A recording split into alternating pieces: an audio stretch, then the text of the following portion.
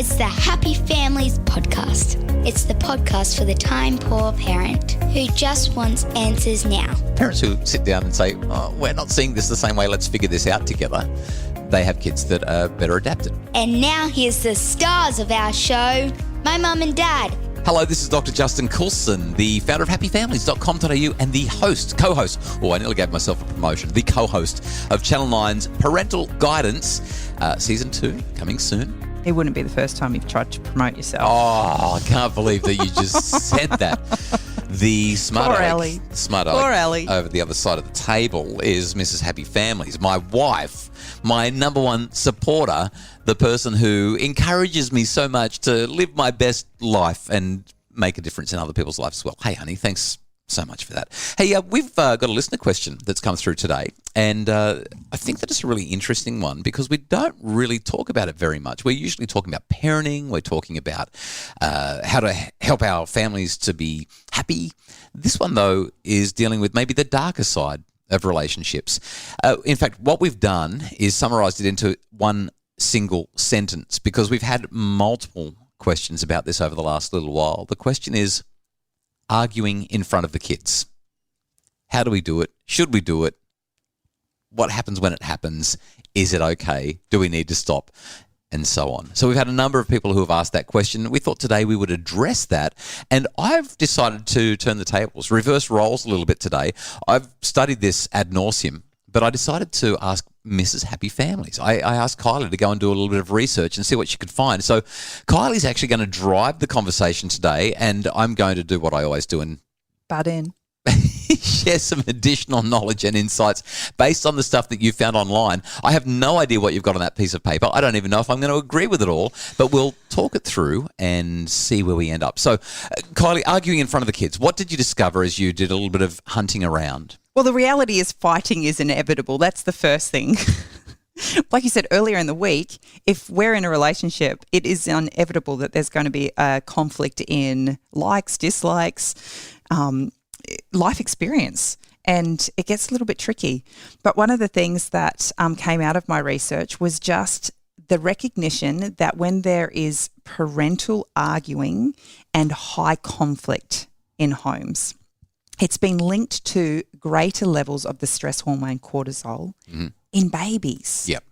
So I just want to butt in, which is my specialty in a podcast like this, and emphasise it's about the kind of conflict that's going on. Yeah. So, and we'll talk about that a little bit more later. Oh, really? Okay. But if the conflict is high, if there's volatility, if there's yelling, if there's raised voices, if there's aggressive behaviour, that kind of thing, it is not just jarring, but it is actually traumatising. And the younger the child, the more deep-seated the effects may be. And I think it's because a child, there's that unpredictability, that insecurity.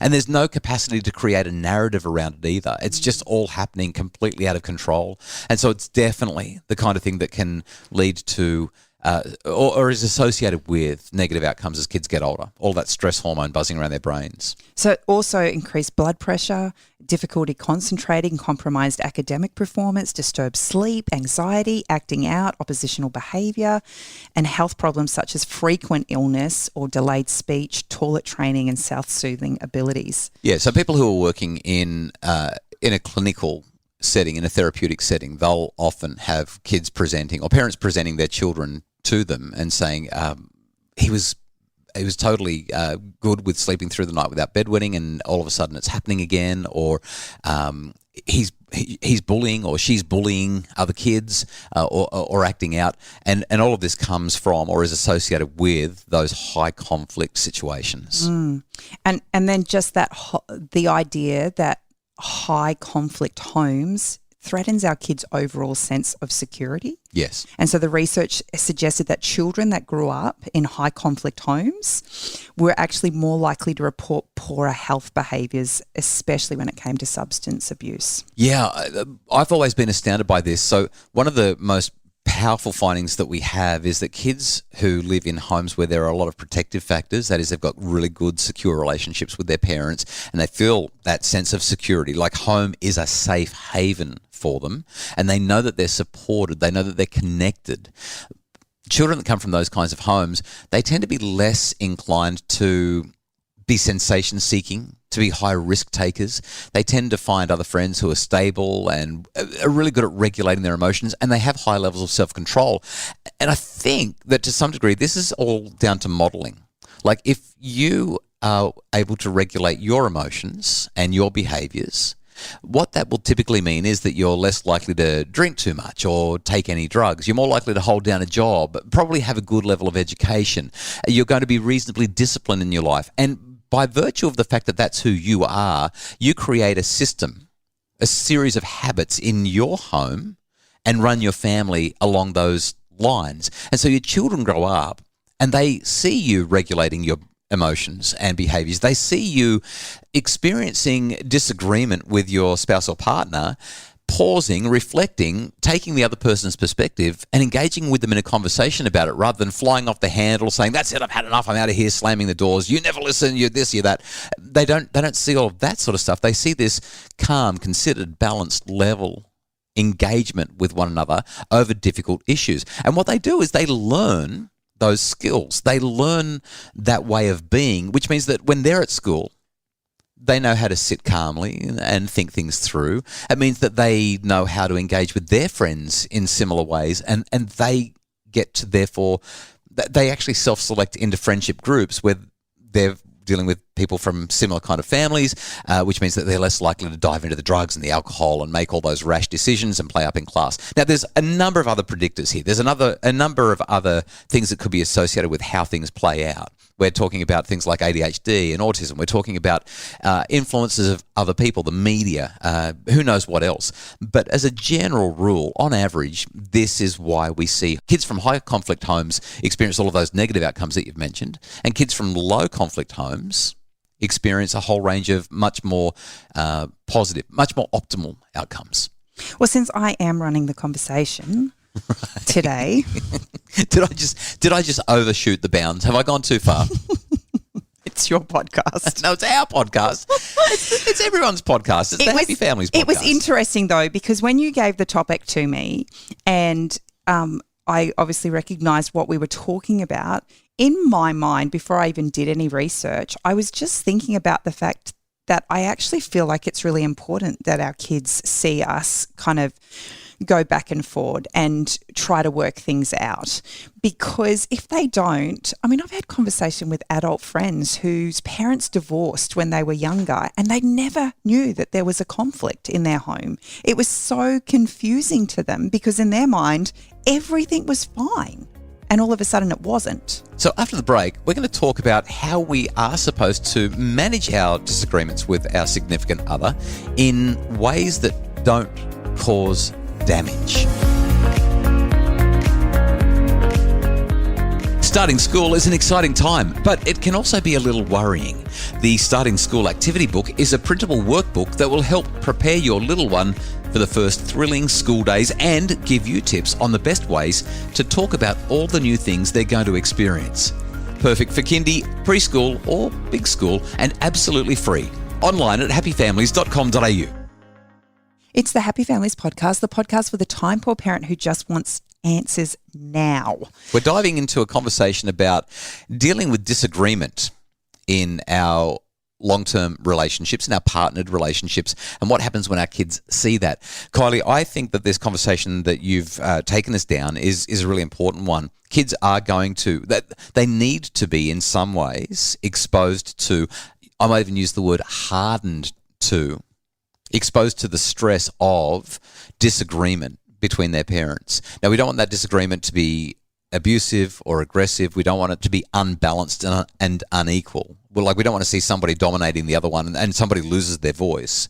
But both partners need to be assertive, and everybody has different needs, different preferences, different desires and wants. And our children need to be able to see that so that they can learn how we see minor ruptures in our relationships and how we repair those ruptures. Well, I think if we're practicing those kind of, positive conflict resolutions within our marriage, we're more likely to do that with our children and help our children to do the same in their friendships. And the modelling just continues. So that in the research... yes, Professor Coulson. Psychologist Mark Cummings from the University of Notre Dame, he actually found that children who witness parents resolving conflict with compromise and positive emotion can experience an increased sense of security, as opposed to what we've just previously talked about, develop better self-esteem and relationships with their parents, and have fewer psychological issues. They actually do better at school and they develop greater social skills. Okay, so parents who negotiate and parents who compromise, in other words, parents who sit down and say, oh, we're not seeing this the same way, let's figure this out together, they have kids that are better adapted. Yeah. Yeah. So a couple of tips. Yeah, because we're all going to have fights, right? Most of us, yeah. No, we're not. If you've got a voice, I think we're all going to end up having some form of conflict. I don't think we are. I think it's avoidable. Really? Yes. Argue with me. I disagree. I disagree with you disagreeing with me. Sorry. What are the tips?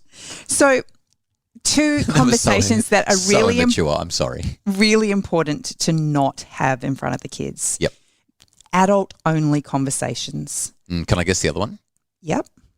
Don't fight about the kids in front of the kids. Yeah. Yep. So let's go through these one by one. So adult-only conversations meaning? Well, let's just pull sex out of the cupboard.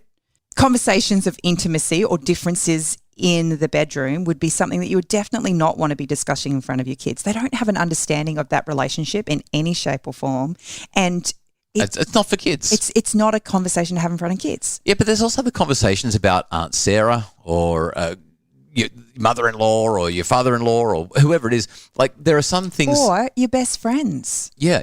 Like adult conversations that are for adult ears. Don't talk to your kids about how your marriage is going or your partnership is going. Like if things aren't good, your kids aren't your therapist, they're your kids.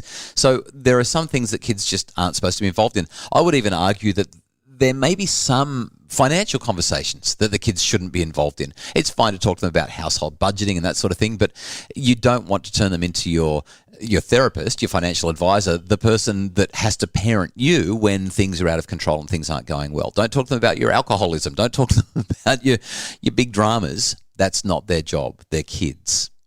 I guess flowing in from that is just recognizing that our kids don't need to be burdened by bigger problems. Yeah. Kid-sized problems belong to kids.